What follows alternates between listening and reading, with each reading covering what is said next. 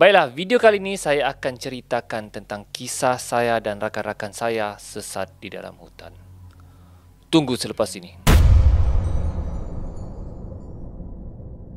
Assalamualaikum warahmatullahi wabarakatuh dan salam sejahtera. Selamat datang ke channel Ahli Bosku. Baiklah, channel ini banyak menyediakan video-video yang menarik, jadi jangan lupa untuk subscribe dan tekan butang loceng untuk update video-video yang terbaru. Baiklah guys, hari ini saya akan ceritakan kisah tentang saya dan rakan-rakan saya sesat di dalam hutan. So, kisah ini bermula apabila Abang Wan, iaitu rakan saya, yang kalau kamu ada tengok kisah tentang hantu penunggu di pulau, dialah tu Abang Wan. Jadi dia ni bawa orang, guide orang yang hendak dibawanya mendaki Gunung Kinabalu. Orang yang ingin dibawanya ni berlatihlah, berarti sebelum mendaki Gunung Kinabalu. Jadi dia membawa saya untuk masuk ke Bukit Kayawan. Untuk pengetahuan anda, Bukit Kayawan adalah salah satu bukit yang baru dijumpa di kawasan Batu Payung ataupun di Tinagat. Kami pun pada awal tahun pertama kami apabila mendaki kawasan situ kami sesat. Okey? Kami sesat, tidak jumpa puncak Bukit Kayawan. Kali kedua kami berjaya jumpa, itu pun di guide orang yang betul-betul memang berpengalaman lah. Okey? Jadi ini kali ketiga kami masuk. So maksudnya kami baru kali pertama lah masuk. Jadi ini kali kedua. Dan kali pertama tu pun kami sebenarnya sesat juga sekali. Okey, sesat dalam perjalanan dan lebih kurang kami burn dalam masa 1 jam burn masa. Kami berpatah balik sebab laluan kita sudah salah. Tak boleh bawa begitu. Alright. Jom. Kita ke laluan yang salah. Jadi kita cari satu laluan. Oh. So kali ini kami yang guide. Okey, kami yang pernah sesat dan ketika mendaki Kayawan itu pun sesat, kemudian kami disuruh guide untuk masuk Kayawan. Jadi saya pun sebenarnya kurang yakin lah untuk guide. Okey, tapi Abang Wan ni memaksa lah. Dia paksa saya, bilangnya boleh tu, bilangnya kita akan jumpa juga tu, boleh tu. Saya betul-betul ragu. Okey, ragu-ragu lah. Jadi saya bawa rakan saya seorang lagi, iaitu sahabat saya itu Aizat, Azpar. Okey, untuk sama-sama mendaki. Sebab masa pendakian yang kedua dia ada guna GPS. So berbekalkan GPS tersebut kami cuba mendaki sekali lagi. Jadi dengan semangat yang ada, okey, semangat yang kuat, kami cubalah untuk mendaki sekali lagi di Bukit Kayawan. Okey, dan sampai saya cakaplah dengan Abang Wan, kalau sesat sama-sama sesat lah. Jadi kami lebih kurang 4, 5, 6, lebih kurang 7 orang, okey, mendaki Bukit Kayawan. Jadi permulaan perjalanan tidak ada masalah. Namun begitu, apabila kami hendak masuk ke laluan Bukit Kayawan, laluan tersebut sudah hilang. Okey, kawasan semak yang memang ada laluan lah ditebang. So, mula saja perjalanan kami sudah tidak jumpa jalan. Kami sudah ragu-ragu.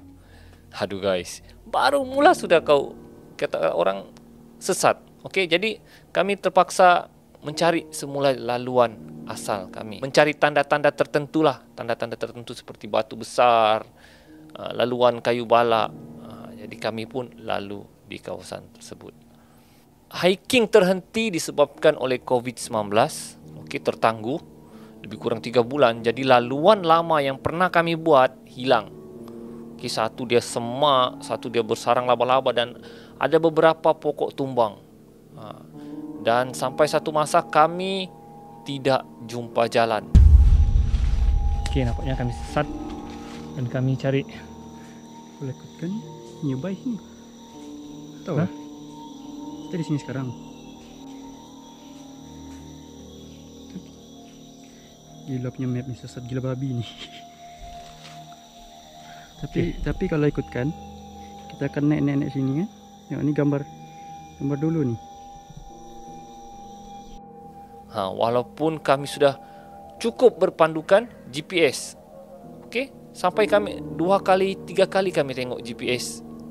Okey, kami rakan saya yang tengok GPS pusing sana pusing sini tengok, ini jalannya. sampaikan kami salahkan GPS. Kami cakap pakai GPS pun salah. So ramai orang cakap kalau tak nak sesat gunalah GPS. No guys, walau kau guna teknologi yang terkini, GPS guna satelit, kalau sesat kau akan sesat juga. Ya, jadi sampai satu masa kami sesat juga. Okey, kami buntu untuk mencari jalan. Tapi kami usaha jugalah, usaha kami cari laluan lama dan cuba ingat semula berdasarkan apa yang kami ingatlah. Jadi salah satu cara untuk kamu mengingat kalau sekiranya kamu sesat di dalam hutan adalah tanda-tanda seperti batu, pokok. Okey? Jadi itu adalah tanda-tanda yang mudah untuk kamu ingat. Jadi kami berdasarkan batu-batu tertentu menjadi tanda aras kepada kami supaya kami tidak sesat.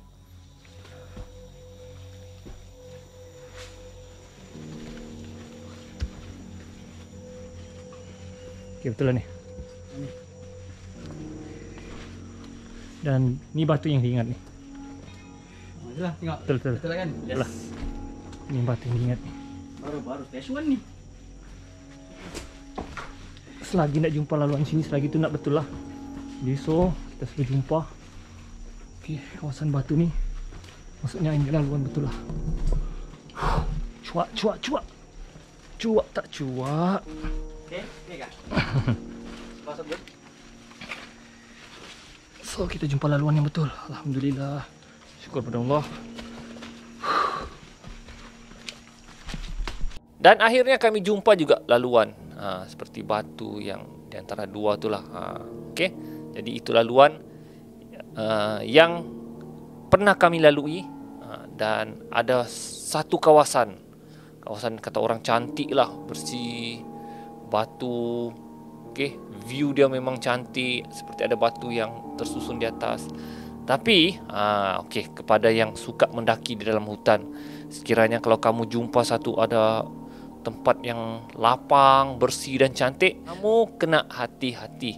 Kerana orang-orang tua berkata, sekiranya tempat itu bersih dan lapang, kemungkinan itu adalah tempat tinggal bunian. Semasa kami mendaki itu pun, oleh kerana tempat itu lapang, cantik dan berangin, kami mengantuk dan kalau boleh nak tidur di situ. Okey? Tapi no. Jangan tertidur di kawasan tersebut, sebab kalau kamu tidur juga di kawasan tersebut, kalau kamu bangun, confirm kamu boleh masuk ke alam lain. Jadi kalau boleh, walaupun kamu penat, kamu nampak cantik tempat tu berangin, jangan tidur. Jangan tidur guys. Okey? Jadi selepas kami jumpa kawasan yang lapang, cantik tu, kami teruskan perjalanan. Dan sampai satu masa kami jumpa jalan mati. Ah? Tak ada.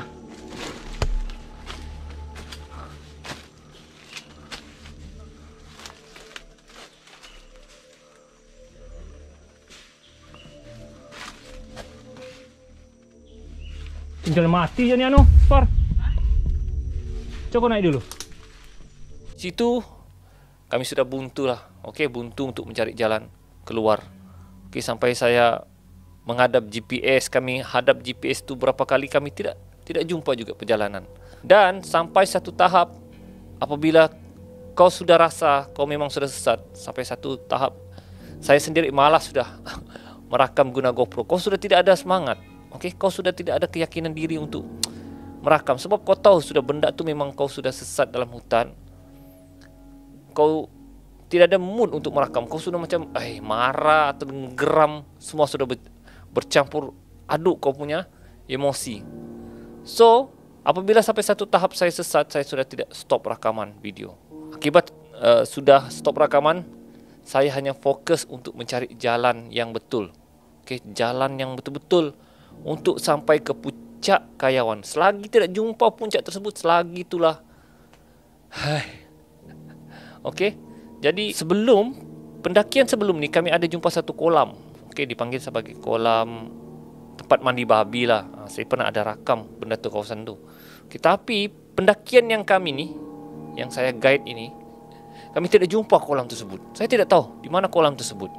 Jadi saya bingung. Jadi sampai sudah putus asa. Okey, putus asa. Oleh kerana kata orang alang-alang menyeluk perkasan biar sampai ke pangkal lengan.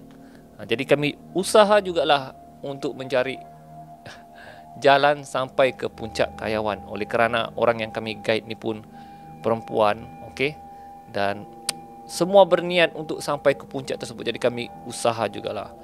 Jadi usaha punya usaha, alhamdulillah akhirnya kami jumpa juga jalan hingga ke puncak Kayawan. Dan saya sempat rakam ketika saya berada di puncak itu pun. Rakaman tersebut saya dalam keadaan penat dan malas untuk rakam. Dan itulah rakaman saya yang terakhir sebelum saya tutup rakaman tersebut. Dan ketika turun saya tidak rakam sebab saya mau fokus turun cepat. Itu pun alhamdulillah sampai juga. Walaupun sesat, akhirnya kami jumpa pangkal jalan. Sesat. Ya Tuhan.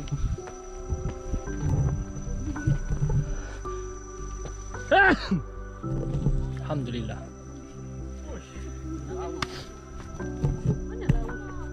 Itu pun semasa sampai puncak hanya lebih kurang setengah jam saja sebab kami sudah lewat.